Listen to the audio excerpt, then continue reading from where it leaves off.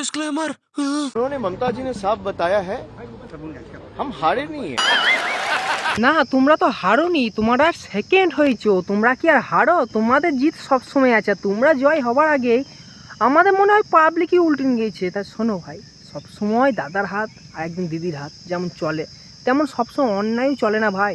কোনো কোনো সময় ভালোর আলো জ্বলে ওঠে, তেমন আজ পাবলিকে তোমাদেরকে দিয়েছে ছাঁটায়।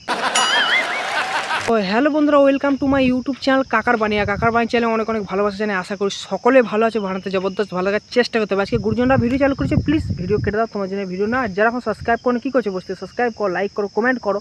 আর যদি হেডফোন না হয়েছে প্লিজ একটু হেডফোন করছো, কারণ ভিডিওর মধ্যে অনেক মশলা থাকতে পারে।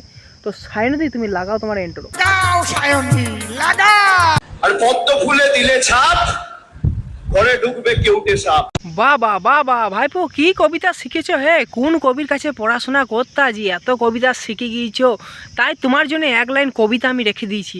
কেউটে সাপের বিশাল বিষ, কি ভাই? কেউটে সাপের বিশাল বিষ, আর সেই বিষে হয়েছে পিসি ভাইপো ফিনিশ। বলো কার নাম? জয় শ্রীরাম।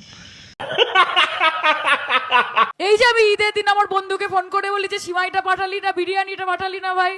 সে তো বটে, কিন্তু আমি তো বলছি বিরিয়ানিটা কোন মাংস ছিল সেটুকু আগে জানতে হবে বন্ধুর কাছে।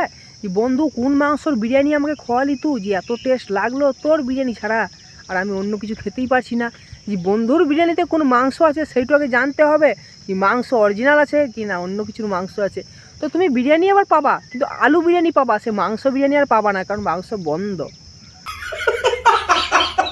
আর এই যে আমি ক্রিসমাস এলে হাফ কিলো কমলা লেবুর একটা ফ্রুট কেক নিয়ে বলি হালেলুয়া। হ্যাঁ সে তুমি পারবা, কারণ তোমার মতো নেতৃত্বে আজকে বহুত দাম, আর তোমার মতো নেতা আছে না, তার জন্য দেশের এত বড় বদনাম।